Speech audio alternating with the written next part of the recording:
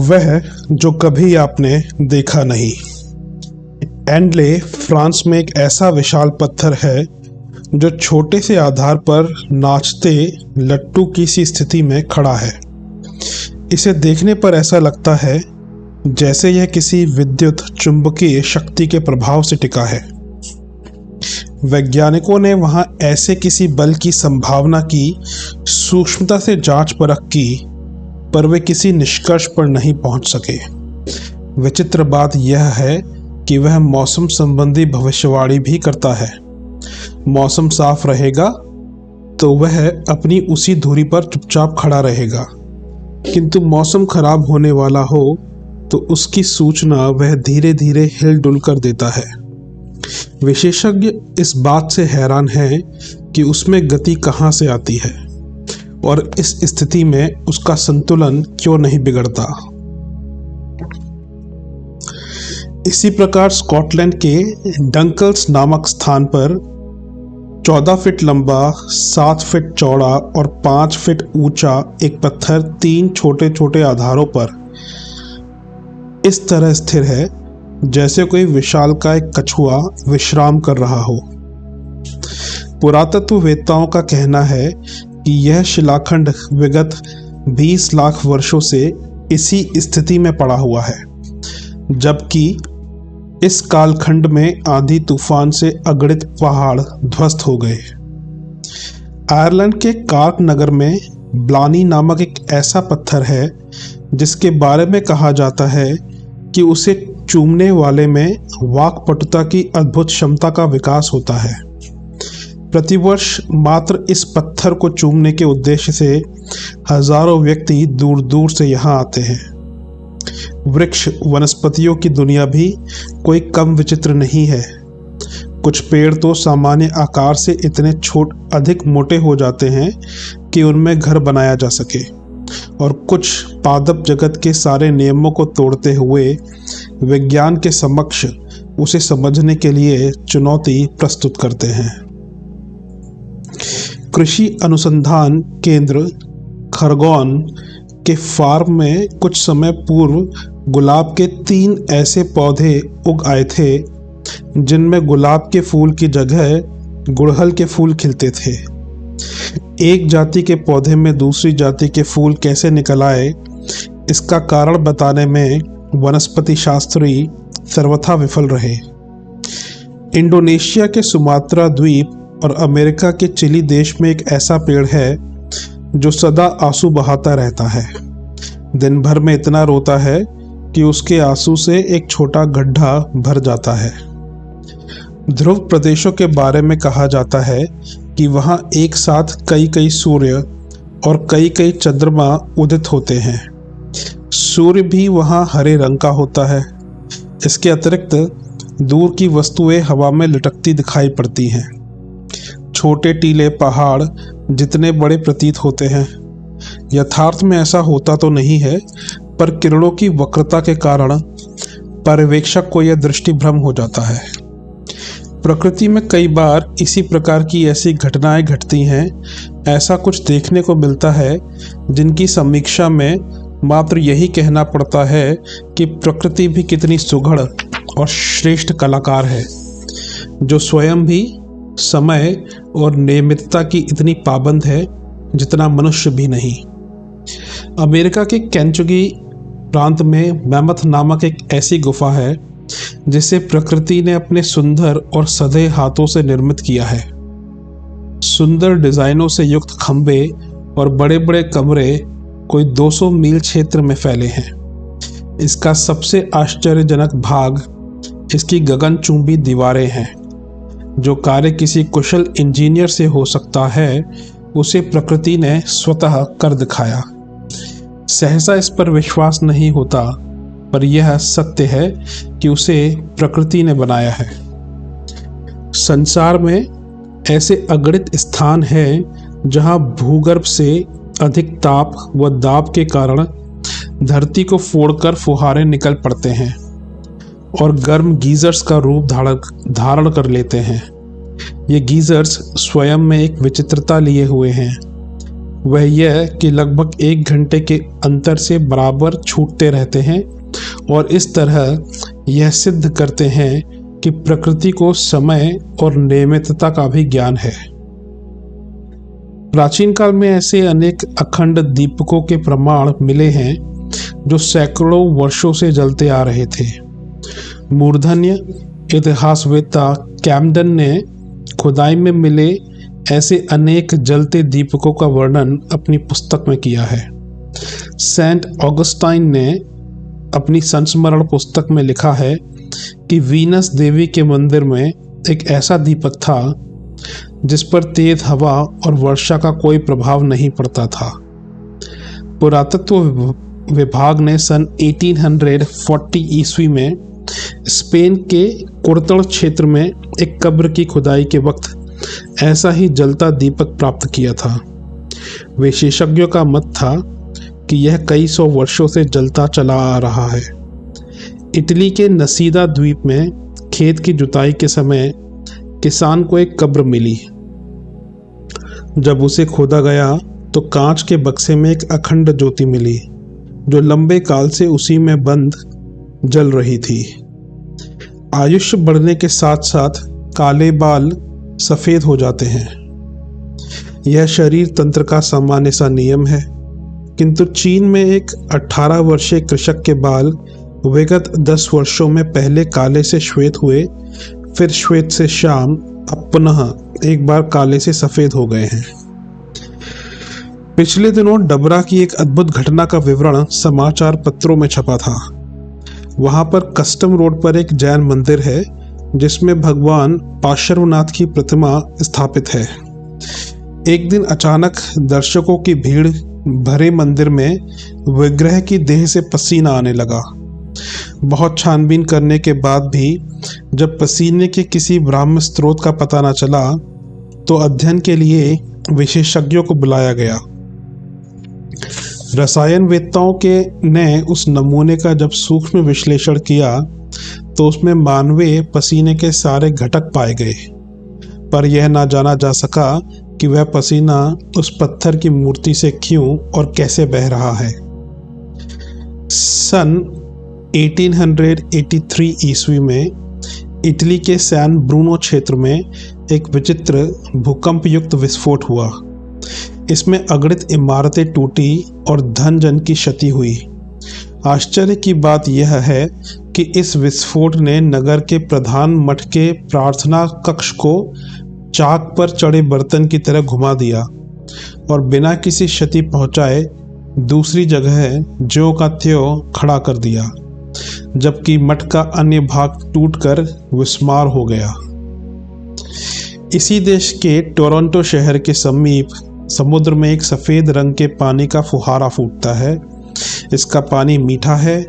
खारे समुद्र में मीठे पानी का फुहारा किस प्राकृतिक विचित्रता का परिणाम है, यह अभी तक नहीं जाना जा सका है।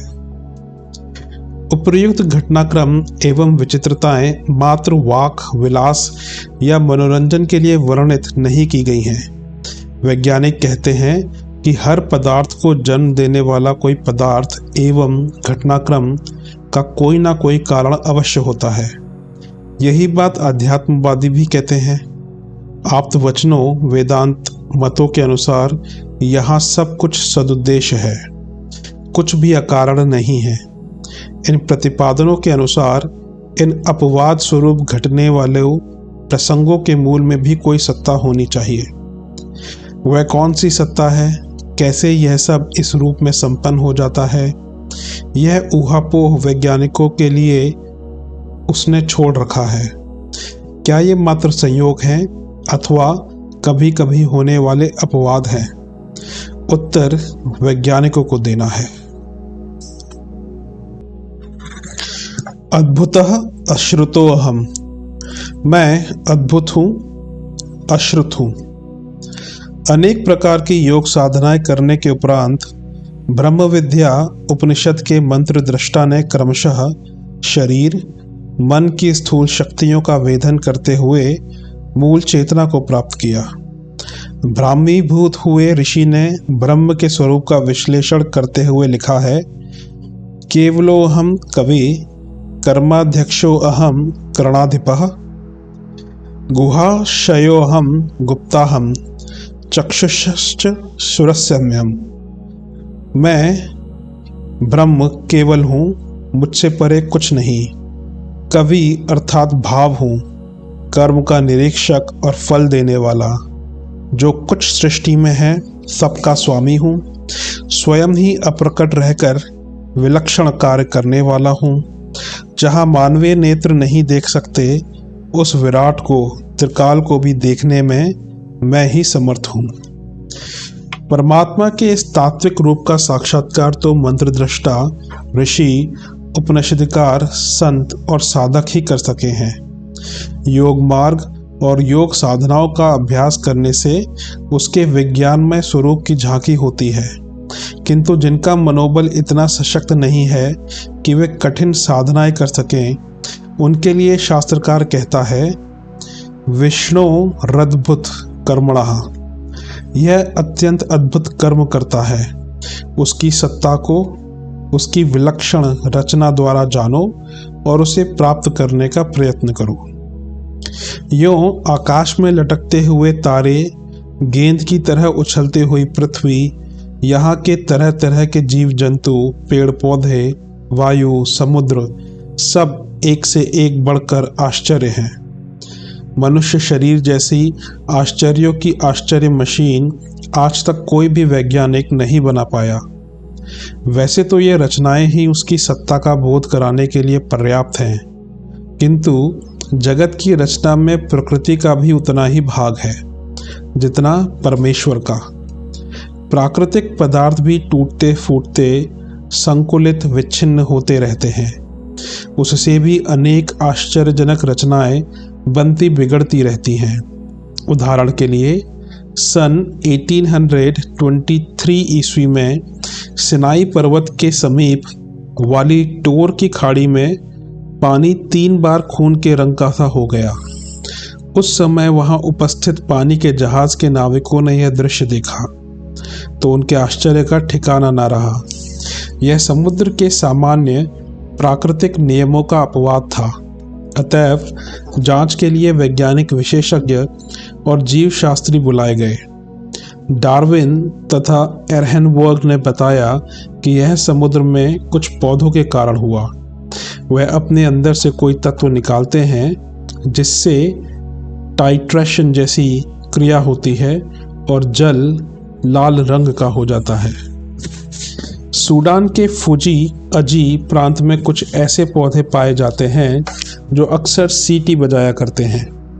कई बार इनकी सीटियां इतनी तीव्र बजती है कि आधुनिक सभ्यता में रंगे आज के युवकों द्वारा सिनेमा हॉल या किसी जल से प्रदर्शन की हूटिंग भी मात खा जाती है।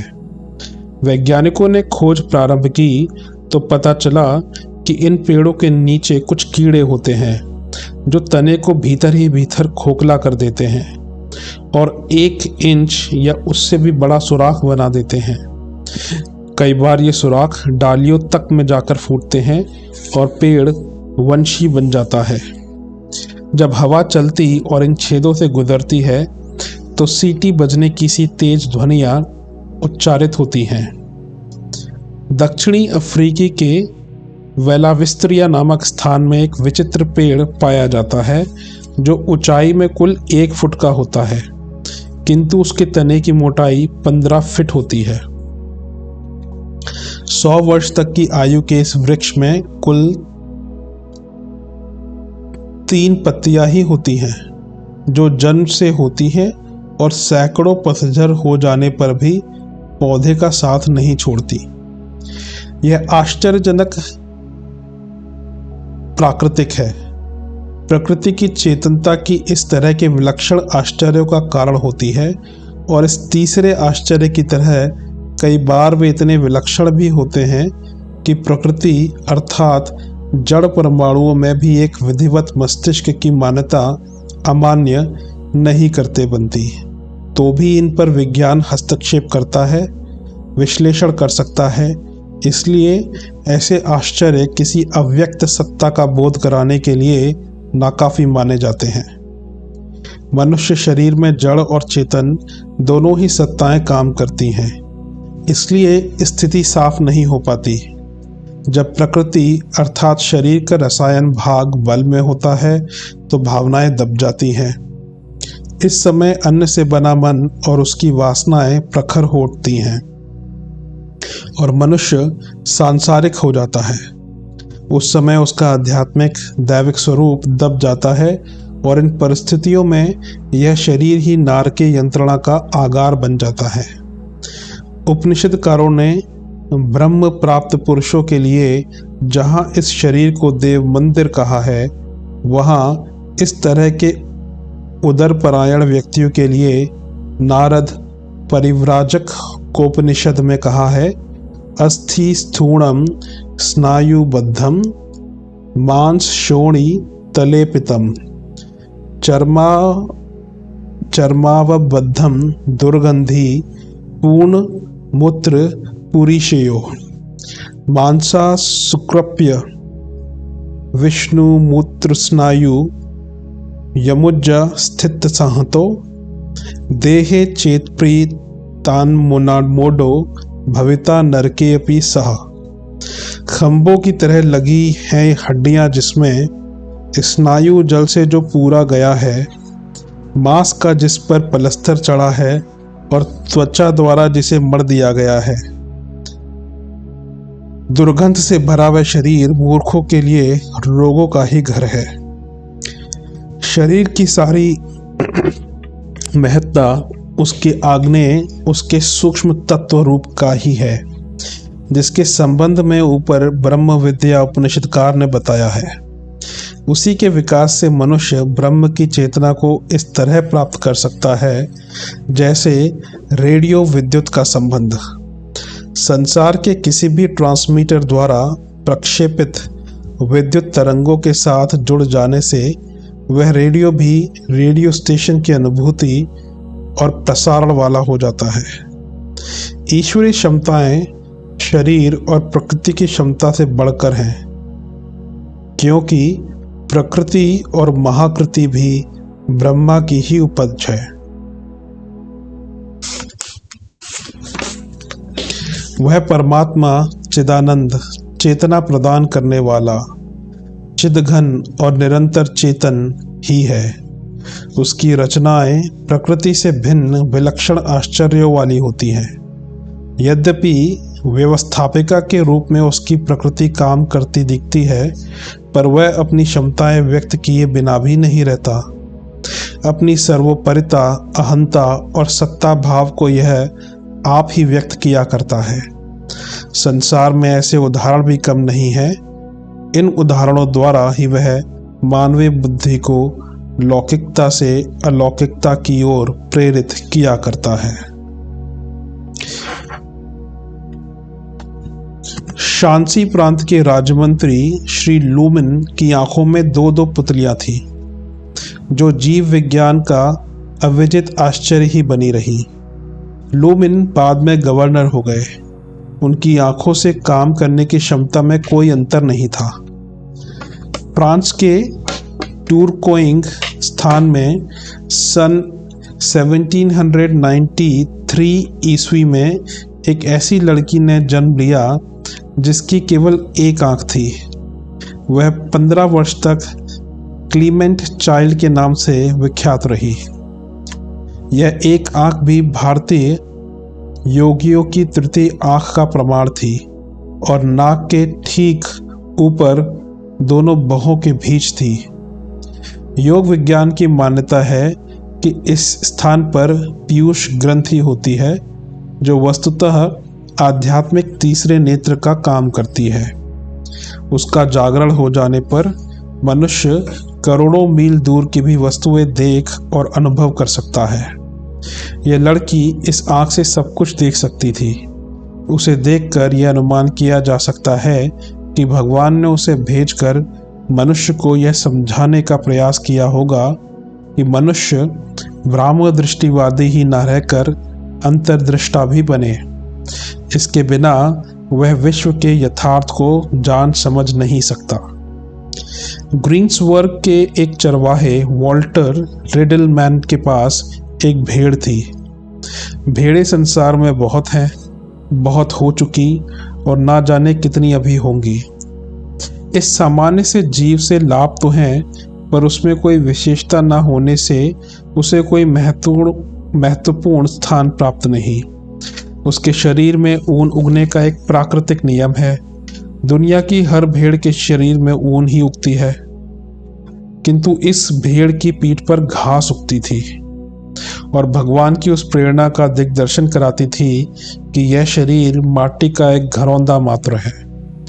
प्रकृति की खूबसूरती है कि उसने हर शरीर में नई आकृति गढ़ी, पर उससे यह सत्य ओझल नहीं हो जाता कि शरीर का उपयोग केवल पार्थिव सुखों तक ही सीमित नहीं है। यदि उसका असाधारण उपयोग करना हो तो उसके चेतन अंश की भी खोज और प्राप्ति की जानी चाहिए। परमात्मा ने यह प्रेरणा इस भेड़ की पीठ में घास उगा कर दी और अपनी महत्ता भी प्रतिपादित कर दी कि वह प्राकृतिक नियमों से भी बढ़कर कलाकार और रचनाकार है। ईश्वरी वाणी है, अद्भुतः उश्रोतोहम, मैं अद्भुत हूँ, जो कभी नहीं सुना गया वह भी मैं ही हूँ। ये थोड़े से उदाहरण इस तथ्य के साक्षी हैं। प्रयत्न करें, साधनाएं करें तो उसके विराट तात्विक स्वरूप को पाकर हम धन्य भी हो सकते हैं, जिसके लिए मनुष्य जैसा शरीर हमको प्रदान किया गया है।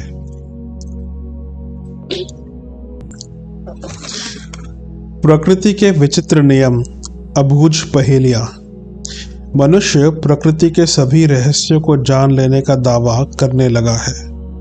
पिछले 100-200 वर्षों में निस्संदेह वैज्ञानिक उन्नति हुई है। विज्ञान के कारण प्रकृति के कई रहस्य सुलझे हैं और उनके नियमों को जान पाना संभव हुआ है। उन नियमों का अनुकरण कर अनेकानेक यंत्र बनाए गए। थोड़े समय में अधिक काम निपटा लेने, रोग बीमारियों से लड़ने और मनुष्य की आयु तथा स्वास्थ्य के रक्षण अभिवर्धन में सफलता प्राप्त भी की गई है। होना तो यह चाहिए था कि प्रकृति के इन रहस्यों को जानने के बाद मनुष्य और अधिक विनीत, उदार तथा विशाल हृदय बनता। कहा भी गया है, विद्या ददाति विनयम, विद्या से विनय की प्राप्ति होती है। परंतु प्रकृति के रहस्यों और नियमों को जानने तथा उनका अनुकरण कर अपनी भौतिक स्थिति उन्नत बनाने के साथ साथ मनुष्य का दर्प भी बढ़ता चला गया है। निस्संदेह मनुष्य सृष्टि के अन्य प्राणियों की तुलना में श्रेष्ठ है। परमात्मा ने उसे विद्या, बुद्धि, सोचने समझने की क्षमता और कर्म की स्वतंत्रता के अधिकारों से संपन्न कर इस धरती पर भेजा है। इन विशेषताओं द्वारा अर्जित थोड़े से लाभों को देखकर ही वह दर्प से चूर हो उठे तो यह शुभ नहीं कहा जा सकता। प्रकृति का एक छत्र अधिपति और उसके सभी रहस्यों को जान लेने के दर्प ने उसे मानवीय संतोष, हृदय की शांति तथा आंतरिक आनंद उल्लास से रिक्त ही किया है।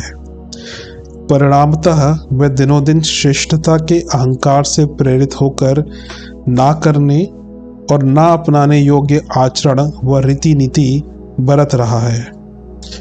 मनुष्य अपनी श्रेष्ठता के आधारहीन दर्प से मुक्त हो सके, इसके लिए प्रकृति अनेक बार ऐसे रहस्य प्रस्तुत करती रहती है जिन्हें समझना अभी तो मनुष्य के वश में नहीं है। ऐसे कुछ उदाहरण यहाँ प्रस्तुत हैं।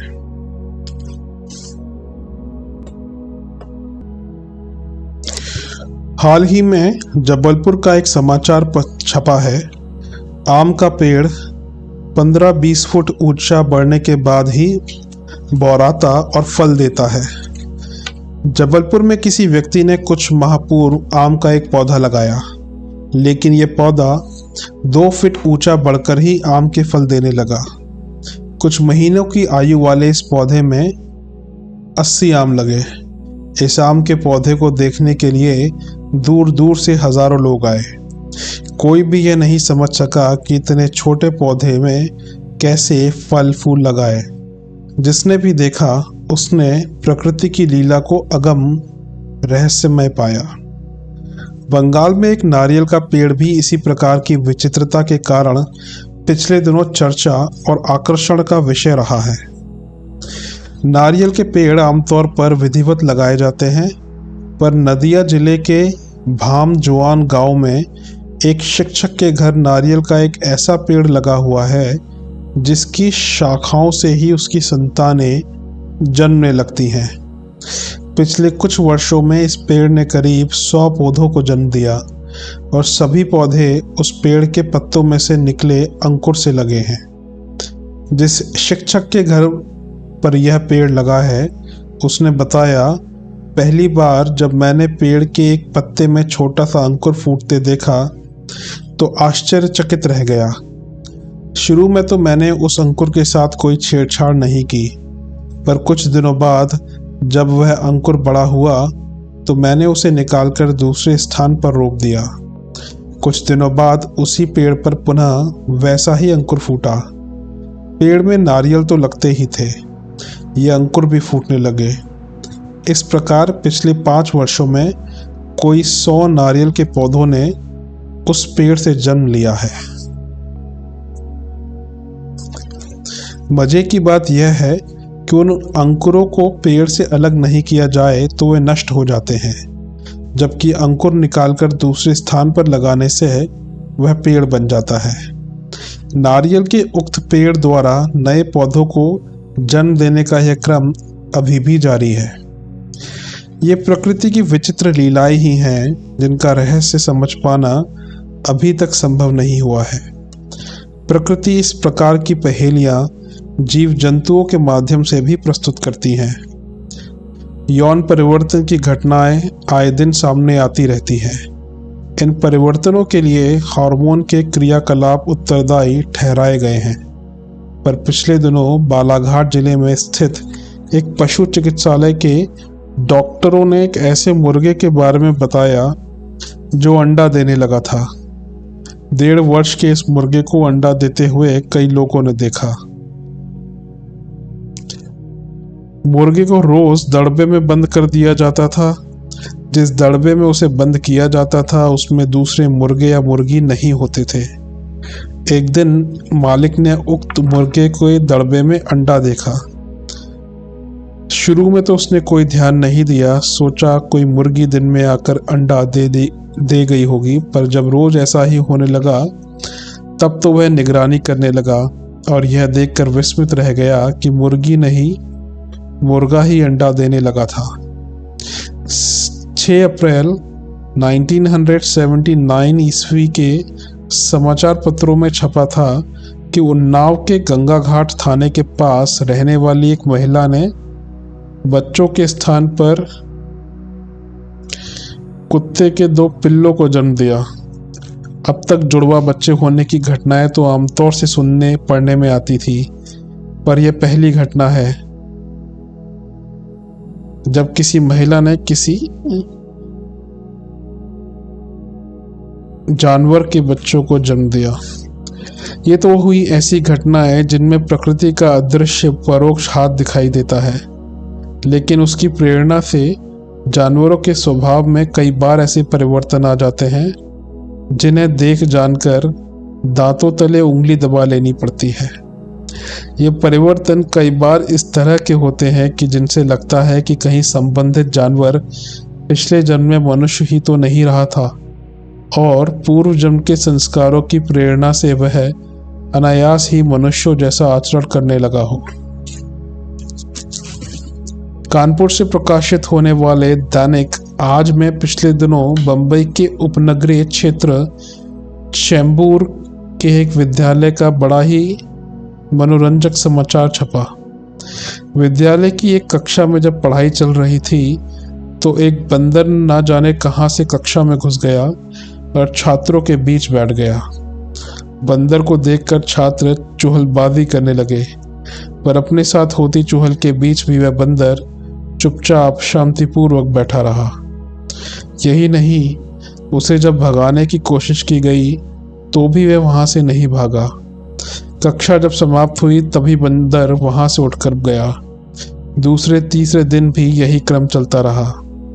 कई दिनों तक बंदर विद्यालय में आता रहा और बैठता रहा, जब तक विद्यालय के अधिकारियों ने दमकल वालों को बुलाया नहीं और उसे पकड़कर चिड़ियाघर नहीं भिजवा दिया। वह बंदर नियमित रूप से समय पर विद्यालय आता रहा और चुपचाप पढ़ाई का आनंद लेता रहा। ये घटनाएं क्या सिद्ध करती हैं? क्या मनुष्य ने प्रकृति के रहस्यों को जान लिया है? कदापि नहीं। प्रकृति इतनी विराट है कि उसे जान पाना तो दूर, देख लेना भी संभव नहीं है। कोई भी समझदार और विनम्र वैज्ञानिक यह दावा भी नहीं करता कि वह प्रकृति को जान चुका है। वरन जैसे जैसे उसके ज्ञान का क्षेत्र बढ़ता जाता है, वह न्यूटन की तरह कहने लगता है कि हम तो सागर के किनारे बैठकर कुछ घोंगे और सीपियां ही बीन पाए हैं, लेकिन ज्ञान का, श्रेष्ठता का, प्रकृति के सिरमौर होने का दर्प दिखाने और अपने अहंकार के कारण विश्व की शांति व्यवस्था को भंग करने वाले लोगों को शूद्र नहीं तो और क्या कहा जाए। सच तो यह है कि शूद्रता ही इस युग का सबसे बड़ा अभिशाप है। प्रकृति की इन अबूझ पहेलियों को देखकर अपनी क्षुद्रता को तिलांजलि देनी चाहिए। बिंदु में सिंधु समाया। कलकत्ता में एक ऐसा वटवृक्ष फाइकस बेंगालेंजिस है जिसकी ऊपरी छतरी का व्यास 2000 गज से भी अधिक है। बरगद की डालियों से भी जड़ें निकल कर पृथ्वी में धंस जाती और ऊपरी फैलाव को साधे रहती हैं।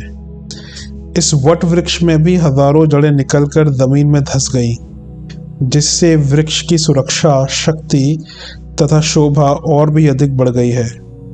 हजारों व्यक्ति, हजारों पक्षी उसकी छाया में आश्रय और आजीविका प्राप्त करते रहते हैं।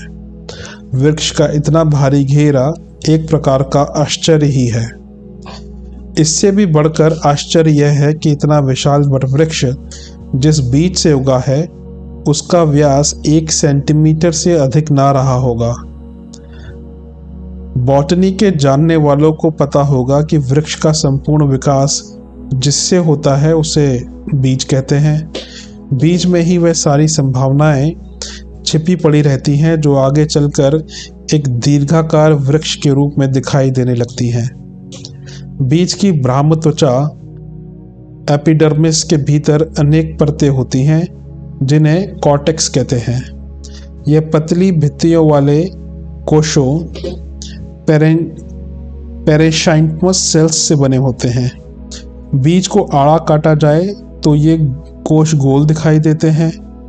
वलकुट की अंतिम परत को अंतस्त्वचा एंडोडर्मिस कहते हैं।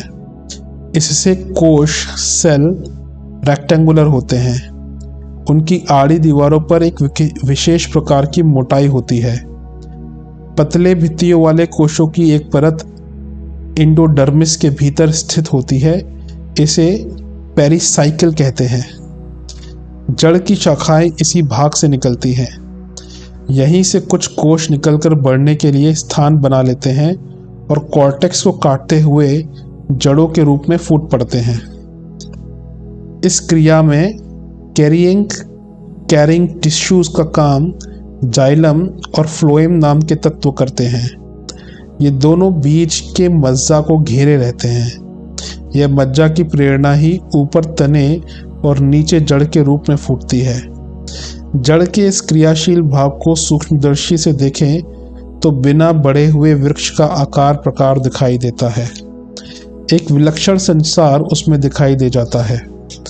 यह आश्चर्य ही है कि मज्जा का सर्वेक्षण करके यह बताया जा सकता है कि वृक्ष की जड़ें इतनी होंगी, इतनी मोटाई लेकर इस गहराई में रिस्पेक्टिव दिशा को बढ़ेंगी। इसी प्रकार तना कितना मोटा होगा, कितनी शाखाओं वाला, किधर को मुड़ी डालियों और कितने पत्तों वाला होगा। इस सब का पूर्णाभास इस हिस्से के सूक्ष्म दर्शन द्वारा किया जा सकता है। प्रश्न उन परतों और कोशों का नहीं जो विकास की चेष्टाएं करती हैं। सूझने वाली बात वह अंतःचेतना है जो आत्म प्रेरणा से विकसित होती और अपने आप को बढ़ाकर एक भरे पूरे वृक्ष के रूप में परिणत कर देती है। एक पूरे वृक्ष का नक्शा एक बीज में भरा है। यह पढ़कर लोग आश्चर्य ही करेंगे। शरीर जिन कोशों से बनता है उसमें चेतन परमाणु ही नहीं होते, वरन दृश्य जगत में दिखाई देने वाली प्रकृति का भी उसमें विकास होता है। इससे मनुष्य शरीर की क्षमता एवं मूल्य और भी बढ़ गया है।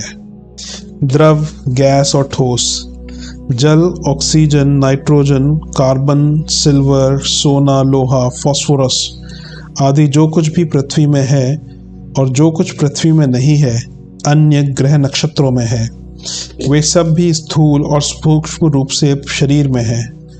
जिस तरह वृक्ष में कहीं तने, कहीं पत्ते, कहीं फल, एक व्यापक विस्तार था, उसी प्रकार शरीर के विभिन्न क्षेत्रों में विभिन्न लोक और लोकों की शक्तियां विद्यमान देखकर ही शास्त्रकार ने कहा था, यत ब्रह्मांडे तत्पिंडे, अर्थात ब्रह्मांड की संपूर्ण शक्तियां मनुष्य शरीर में विद्यमान है।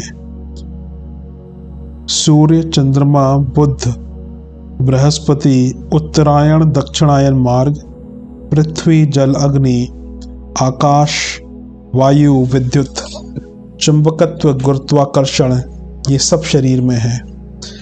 यजुर्वेद का कथन है, शीर्षणो द्वौ समावर्ततः यस्य वातः प्राणा प्राणौ नाभ्यास सदीदंतरिक्षः दिशः श्रोत्रम पदव्याम भूमिः द्वौ शिर वायु प्राण, अंतरिक्ष नाभि, दिशा कान और भूमि पैर हैं। इस तरह ये विराट जगत मेरे भीतर समाया हुआ है।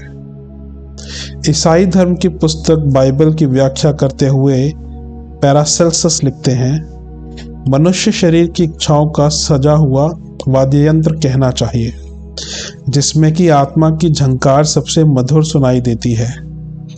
इच्छाएं आकाश में स्थित नक्षत्रों के बीज कोश ही हैं। ये बीज शरीर के कुछ महत्वपूर्ण स्थानों में रहते हैं।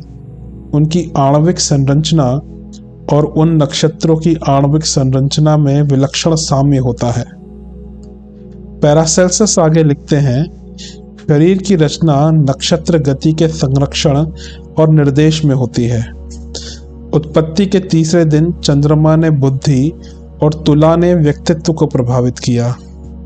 शरीर में तन्मात्राएं दूसरे दिन ही आ गई थी, जिनकी उत्पत्ति सूर्य शक्ति से हुई है। हृदय पर लियो चंद्रमा का अधिकार होता है और वह आंतरिक शांति तथा सौम्यता प्रदान करता है। शरीर के दूसरे सूक्ष्म अंगों में सेजिटेरियस ईगो प्रभावित करते हैं। मनुष्य शरीर में विद्यमान ये चेतना कोश की जीवन की गतिविधियों का निर्माण करते हैं। इस तरह बाइबल और बाइबल के पंडित भी इस तथ्य से परिचित थे कि शरीर का स्थूल भाग जहाँ पार्थिव अणुओं से बना है, वहीं उसकी चेतना का विस्तृत ढांचा ब्रह्मांड की शक्तियों और नक्षत्रों से बना है, फिर उसका स्वरूप चाहे कितना ही सूक्ष्म क्यों ना हो। योग ग्रंथों में वर्णित चमत्कार शरीर की इन सूक्ष्म और अलौकिक शक्तियों का विकास मात्र है। सब कुछ हमारे शरीर में है।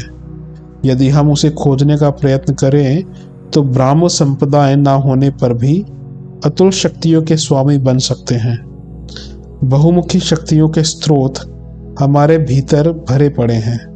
उनका विकास जीवन की अनेक धाराओं में कलकत्ता के वट वृक्ष की भांति किया जा सकता है। उससे अपना ही नहीं, अन्य हजारों को भी आश्रय, संरक्षण और जीवन प्रदान किया जा सकता है। आश्चर्यों से भरी ईश्वरीय सत्ता। संसार का 7वां आश्चर्य ताजमहल मानवीय बुद्धि, ज्ञान और कला कौशल का अद्भुत उदाहरण माना जाता है।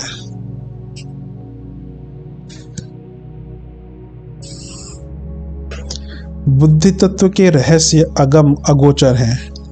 जो कुछ थोड़े से प्रकट हैं वह मनुष्य और अन्य जीवधारियों के हैं।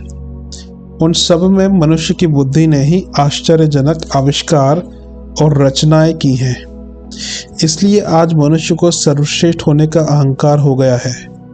किंतु अचरज भरी नीचे दी गई घटनाओं का मनन किया जाए तो पता चलेगा कि मनुष्य की अंतः प्रकृति के समान ही ब्राह्म प्रकृति भी एक विराट मस्तिष्क की स्वामिनी और सहचरी है। उसकी रचनाएं मानवीय ज्ञान से कहीं अधिक सर्वशक्तिमान ज्ञान का अस्तित्व प्रतिपादित करती हैं। एक ओर गिरजाघर में बैठकर पूजा उपासनाएं चलती रहती हैं, दूसरी ओर वृक्ष भी ऋतु के अनुसार फलता फूलता रहता है। तने के भीतर बना गिरजाघर आश्चर्य हो गया, पर उस वृक्ष के नियंता को किसी ने भी आश्चर्य से नहीं देखा। यह ऐसा ही है जैसे कि लोग विराट ब्रह्मांड में समुद्र की एक बूंद के समान पृथ्वी को ही सब कुछ मानते हैं, लेकिन उस विराट जगत की कल्पना उन्हें कभी नए ढंग से सोचने की प्रेरणा नहीं देती। बॉर्जक विवोरेस में पेरे डिफोरनेल नामक एक ऐसा व्यक्ति हुआ जिसको 3 शताब्दियों का पिता माना गया। 129 वर्ष जीकर मरने वाले इस किसान ने 3 विवाह किए। तीनों पत्नियों से उसे 3 पुत्र हुए। पहला पुत्र हुआ 1699 अर्थात 17वीं शताब्दी में, दूसरा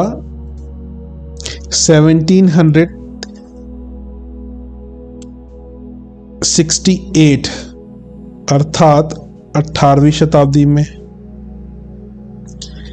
तीसरा बेटा जन्मा तब उसकी आयु 120 वर्ष की थी। यह सन 1801 ईस्वी की बात है, अर्थात 19वीं शताब्दी की। इस बच्चे के 9 वर्ष बाद भी वह स्वस्थ जीवन जिया और अपने आप को wonder book of strange facts में उल्लेख होने का पात्र बनाया। किंतु इस वृक्ष की जो हजारों वर्षों से खड़ा है, इस बेचारे मनुष्य से क्या तुलना। फिर क्यों न यह माना जाए कि प्रकृति का मस्तिष्क मानवीय मस्तिष्क से कहीं अधिक सक्षम और विशाल है। कुतुबनुमा जैसी छोटी सी मशीन को भी भगवान की उंगलियों से बने कुतुबनुमा पौधे की नकल के बिना मनुष्य नहीं बना सका। इस वृक्ष को कुतुबनुमा वृक्ष इसलिए कहते हैं कि इसकी पत्तियां हमेशा उत्तर दक्षिण की ओर ही घूमी रहती हैं। दुनिया भर की सारी मशीनें मनुष्य की रचना है या प्रकृति के किसी भाग का अनुकरण। फिर नकलची मनुष्य को सबसे बुद्धिमान माना जाए, अथवा यह कि सृष्टि में श्रेष्ठतम बुद्धि का अधिष्ठाता तो कोई और ही शक्ति है, उसका नियंत्रण सारे विश्व ब्रह्मांड में है। मनुष्य बेचारे की पहुंच तो चंद्रमा तक ही हो पाई है। जब निम्न प्रकार के उदाहरण प्रस्तुत किए जाते हैं तो तथाकथित बुद्धिवाद को पसीना आ जाता है। विज्ञान का दम भरने वालों से कोई उत्तर देते नहीं बनता। इस तरह की एक घटना लिसे नागियार आयरलैंड की है। माता बिद्दी कैशल्श एक ऐसी स्त्री थी जिसने अपने गर्भ से एक बार 1, 2, 4 नहीं पूरे 100 मुर्गी के अंडे दिए। मात्र भावनावश कहें अथवा किन्हीं पूर्व जन्मों के संस्कार की, जिस तरह मुर्गी अपने अंडों के ऊपर बैठकर उन्हें बच्चे ना निकलने तक सेती रहती है, बिद्दी कैशल्श भी लगातार एक घोंसला बनाकर और उसमें अंडे सुरक्षित रखकर 6 सप्ताह तक उसमें बैठी रही। 6 सप्ताह बाद उन अंडों से आदमी के नहीं मुर्गी के 100 बच्चे पैदा हुए।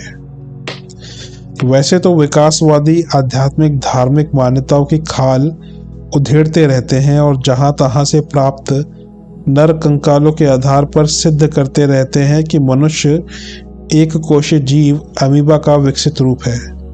पर जब उनसे पूछा जाता है कि यह मुर्गी के बच्चे स्त्री के पेट से पैदा क्यों हुए, तो वे झुंझला पड़ते हैं और कहते हैं यह एक्सेप्शन है। एक्सेप्शन ही सही, पर उसका भी कुछ तो बौद्धिक आधार होना ही चाहिए। यह विश्वव्यापी ईश्वरीय सत्ता के अतिरिक्त क्या हो सकता है?